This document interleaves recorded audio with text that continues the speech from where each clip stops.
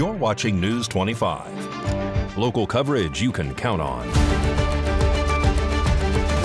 News 25 is brought to you by J.K. Nelson Law, voted best of Pahrump for 4 years. Give them a call, 775-727-9900. News 25 is also brought to you by Gunny's Air Conditioning and Heating, new, service, and repair. Call Gunny's, 775-727-6800.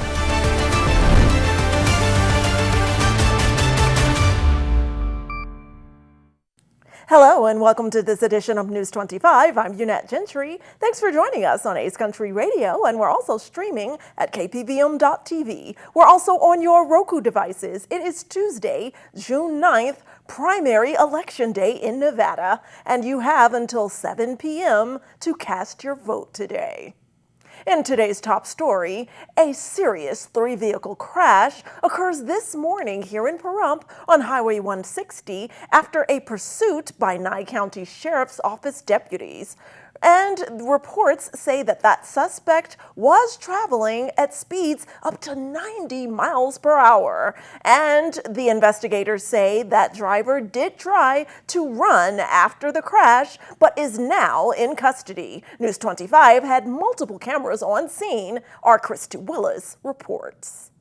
At just before 11 a.m. on Tuesday, June 9th, Nye County deputies were involved in a high-speed pursuit that ended in a 3-car crash near Basin Avenue and State Route 160 in Pahrump. According to initial reports, deputies initially attempted to conduct a traffic stop on a white Toyota Avalon that was traveling northbound on State Route 160. Investigators say the driver failed to stop for deputies and instead continued northbound at a high rate of speed. Authorities say the Avalon then allegedly failed to stop for the red light at the intersection of State Route 160 and State Route 372. The chase then came to an end when the Avalon collided with 2 other vehicles at approximately 90 miles per hour before coming to rest just south of the intersection of Basin Avenue and State Route 160. Following the crash, deputies say the driver exited the vehicle and attempted to flee on foot, leading the officers on a short foot pursuit before ultimately being taken into custody. Multiple emergency crews responded to the scene, including Nye County Sheriff's Office, Nevada Highway Patrol, and Pahrump Valley Fire Rescue. One individual in the crash was transported to Desert View Hospital for further observation. Due to the investigation and cleanup efforts, northbound State Route 160 between Oxbow and Basin Avenue was temporarily shut down, causing traffic delays throughout the area. News 25 spoke with Undersheriff Corey Fowles, who provided us with more information regarding the incident. Hi everybody, my name is Corey Fowles. I'm the Undersheriff for the Nye County Sheriff's Office. I'm going to update you now on a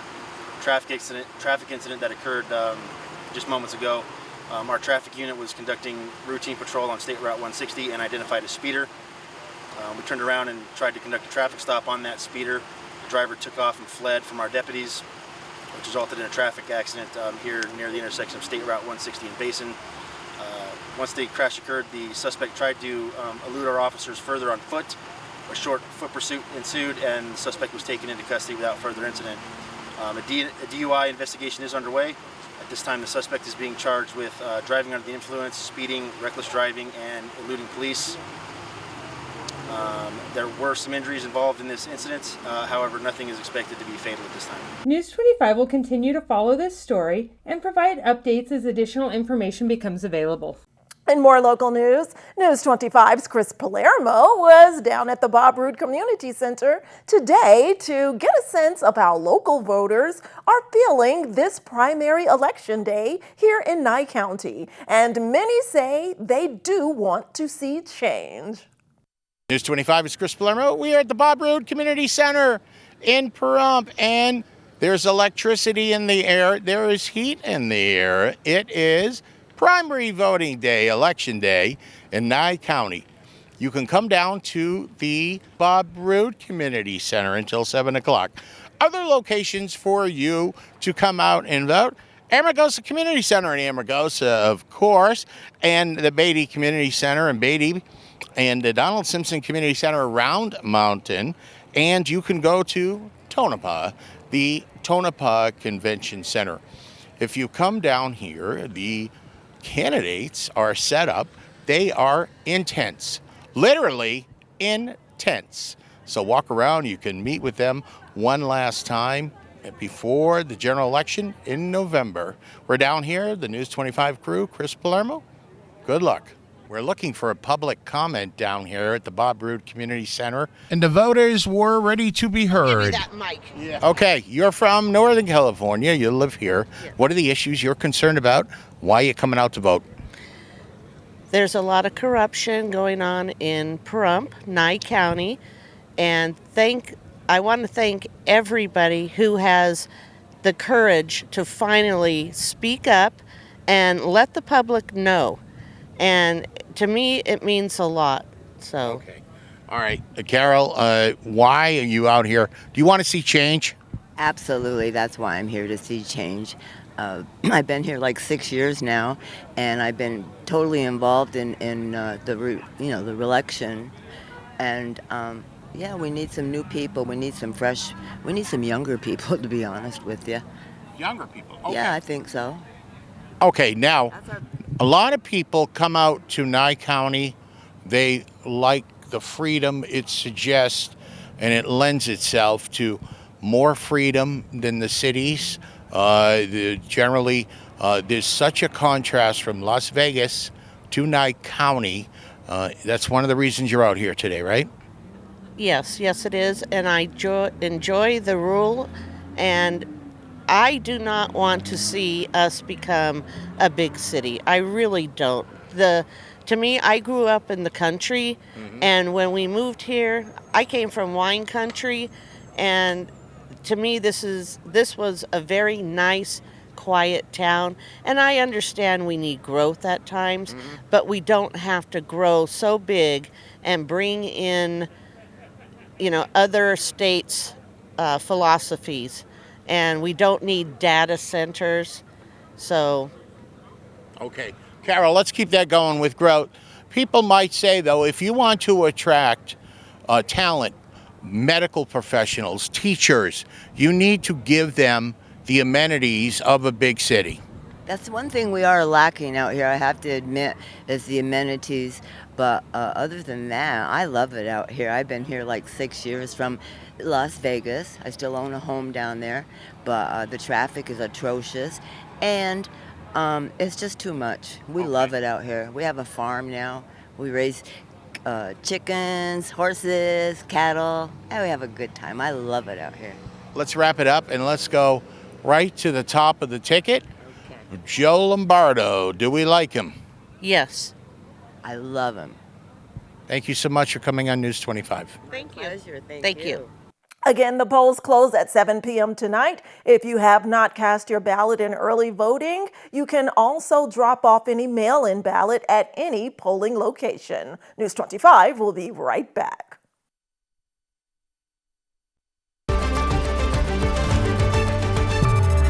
You're watching News 25. Local coverage you can count on.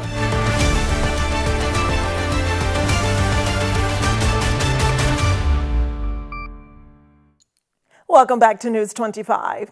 Well, a road rage event here in Pahrump involving a loaded revolver being pointed at another driver with a child in the back seat is highlighted now. Police say they found the suspect in a salon in town, and the suspect's story unfortunately did not match up with the reported victims. Christy Willis has more.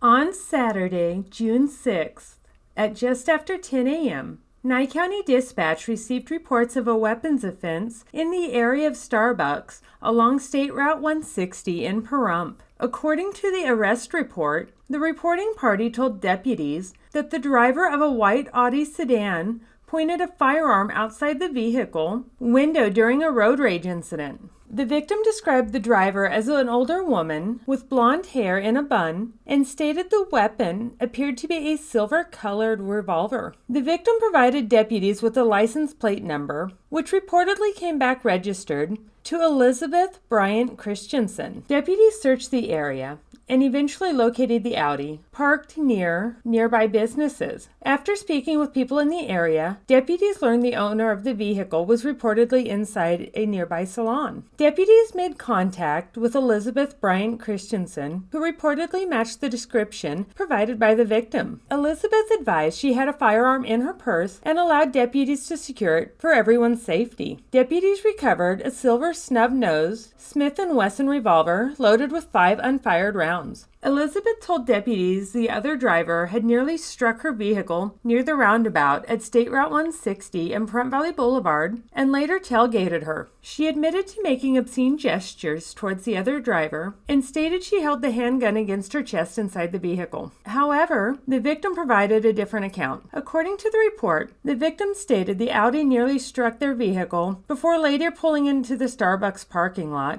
where Elizabeth allegedly pointed the handgun toward the victim's vehicle while driving in front of them. Deputies later showed the recovered firearm to the victim, who identified it as the same weapon allegedly pointed at her during the incident. According to the report, a child was seated in the victim's vehicle during the incident. Deputies stated they believed the juvenile had been placed in danger due to a loaded firearm allegedly being pointed towards the occupied vehicle. Elizabeth was taken into custody and transported to the Nye County Detention Center. Elizabeth Bryant Christensen was charged with 2 counts of assault with a deadly weapon, 3 counts of aiming a gun at a person, and 1 count of child abuse or neglect with a deadly weapon enhancement. Go Aces, go, and go VGK, go! Another day, another record broken for Asia Wilson, and Game 4 of the Stanley Cup Finals is underway right now. Mikey Ruhan has that and more.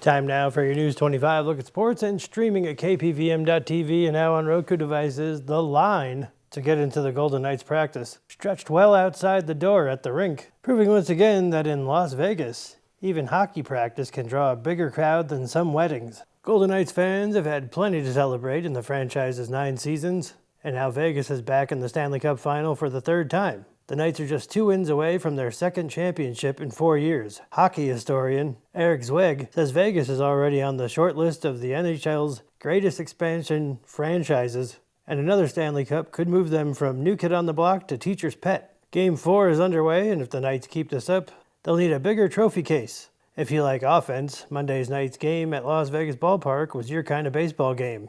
If you're a pitcher, you may want to skip this part. Andrew Vaughn collected 4 hits and 4 RBIs, including a game-tying 2-run double in the 9th, as the Milwaukee Brewers outlasted the Athletics 15-14 in a 12-inning slugfest featuring 11 home runs. The scoreboard operator reportedly requested overtime pay. The series continues tonight with Milwaukee's Robert Gasser taking on Oakland's JT Ginn. Meanwhile, Asia Wilson continues to make basketball look suspiciously easy.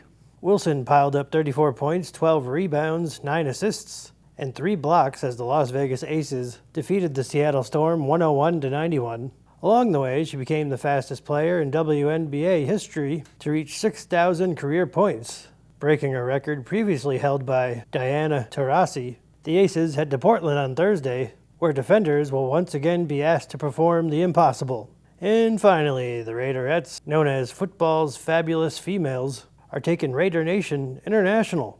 The iconic dance team is launching a new ambassador program in Australia to connect fans down under with the silver and black. And that's your look at sports on News 25. Thanks so much, Mikey, and we're all rooting for our hometown teams. News 25 will be right back.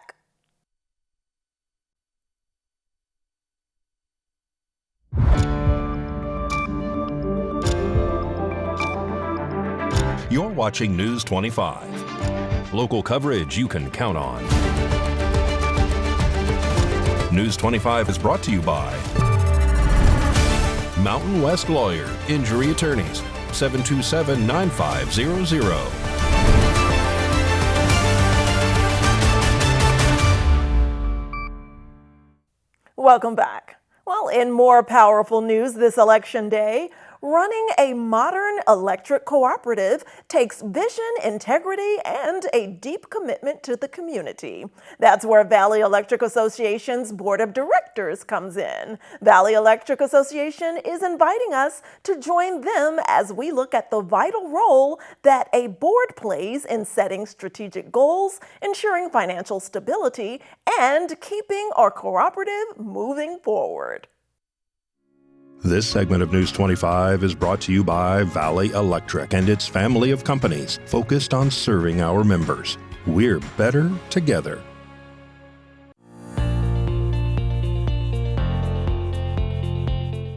Valley Electric Association was established in 1965 to meet a critical need. At that time, traditional utilities did not extend service to many rural areas. In response, 4 local utilities came together to form Valley Electric Association, bringing power to communities that would otherwise have gone unserved. As a member-owned cooperative, we follow democratic principles that give members a voice in how the organization is governed.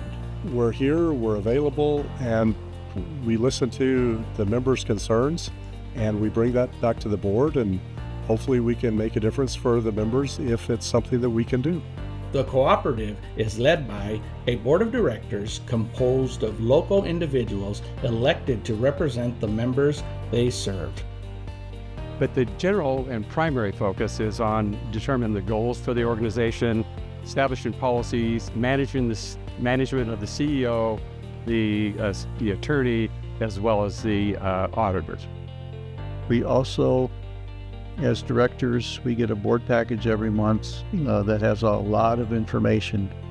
On our board meeting days, we spend an entire day both in executive session and in our open session where we cover a lot of different areas. There are legal things, there are everything that's going on with the company. Board members serve as the voice of the cooperative, making decisions that protect the best interest of both members and the community. We don't rubber stamp anything. We ask for staff to go back, get more information, bring it back to us again, so that we truly have all the information we need to make a good decision for all the members. But when you know that it's the best for the co-op, for the other members, you have to vote in that way so that you're protecting the co-op and you're protecting all the members. Each board member is elected by their district, ensuring that the unique needs of their service area are represented while also supporting the overall success of the cooperative. My job is to make sure everybody knows all about our district and how we get our power and how important it is to us. The board is responsible for setting policies, approving budgets, and guiding long-term planning. Together, they ensure the cooperative delivers reliable electric service while maintaining financial strength and staying responsive to local needs and priorities. We listen to the experts. We take into account what they're saying, and we try to look at it from our membership's point of view. What's going to best benefit the entire membership? We can't think of one group or the other. You got to look at it as a whole. I can't just look at my district, what's going to affect my district, and forget about the other districts. The co-op is a co-op. We have to consider every membership. Through strategic direction and oversight, focuses on ensuring Valley Electric fulfills its mission of improving the lives of the people and communities it serves.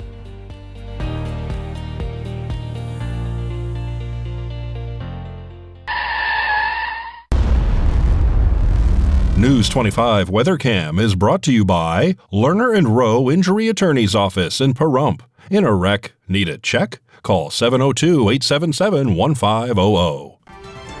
Time to take a look outside through our Lerner and Rowe weather cam at this beautiful June day. Not a cloud in the sky in that direction as we look above Mount Charleston, and those temperatures are calm for now. Romy takes a look in weather next.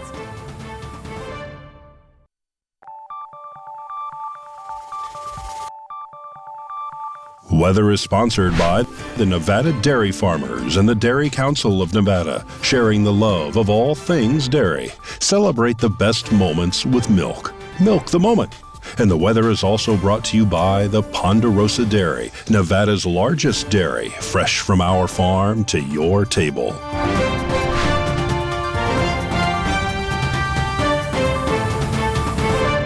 Hello, Romy here on this toasty Tuesday. Let's take a look at our surrounding areas forecast. Fernley, we have a high of 83, Fallon 84, Carson City with a high of 79 degrees, Tonopah at 81, Goldfield at 85, Beatty at 94, Amargosa at 98, Las Vegas at 100, and Death Valley at 107. Currently here in Pahrump, it is 93 degrees. The high today was 95, winds coming from the south at 8 miles per hour, humidity at 12%, and the sunrise was at 5:25 a.m. this morning. And tonight, the sunset will be at 8 p.m., humidity at 22%, winds coming from the east-southeast at 6 miles per hour, and the low will be 68 degrees. Now let's take a look at our 7-day forecast. On Wednesday, we have a high of 102 with a low of 71. Thursday, a high of 103 with a low of 75. Friday, a high of 105 with a low of 76. Saturday, 105 as well with a low of 77. Sunday, we have a high of 104 with a low of 74. Monday, a high of 103 with a low of 75. And Tuesday, 103 as well with a low of 76. And that was our weather. Now back to the desk. Here's Unette. Thanks so much, Romy, and it looks like things will be heating up out there. So again, always stay hydrated, drink plenty of water, and try to stay in the shade or indoors if you can. Well, that does it for this edition of News 25. I'm Unette Gentry, and thanks for joining us here at KPVM and on Ace Country Radio. We'll see you on the air next newscast. Good night.